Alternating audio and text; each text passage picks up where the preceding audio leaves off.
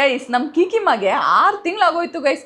ಆದರೆ ಇವನಂತೂ diaper change ಮಾಡೋದು ಕಲೀಲೇ ಇಲ್ಲ. ನನಗೂ ಹೇಳ್ಕೊಟ್ಟು ಸಾಕಾಯಿತು. ಯಾವಾಗ ನೋಡಿದ್ರು ಹೆಂಗೆಂಗೋ ಹಾಕ್ಬಿಡೋದು, ಹಾಕಿದ್ದೀನಿ ಅನ್ನೋದು. ಕೊನೆಗೆ ನಾನೇ ಹಾಕಬೇಕು. ಆದರೆ ಇತ್ತೀಚೆಗೆ ಸ್ವಲ್ಪ ಹಾಕೋದು ಕಲ್ತಿದ್ದಾನೆ. ಅದು ಏನು ಇವನು ಕಲ್ತಿದ್ದಲ್ಲ, ಡೈಪರೇ change ಮಾಡಬೇಕಾಯ್ತು.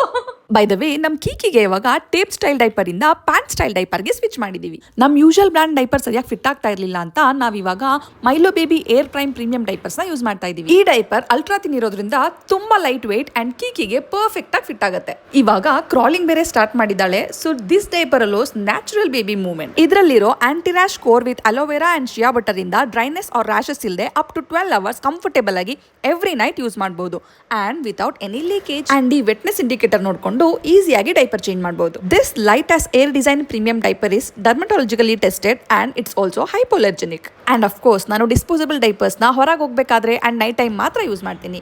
So I am still mindful about the minimal usage. ನಂಗಂತೂ ಪರ್ಸನಲಿ ಡೈಪರ್ಸ್ ತುಂಬಾ ಇಷ್ಟ ಆಯಿತು ಅಂಡ್ ನೀವು ಕೂಡ ಒಂದ್ಸರಿ ಟ್ರೈ ಮಾಡಿ ಅಂತ ರೆಕಮೆಂಡ್ ಮಾಡ್ತೀನಿ.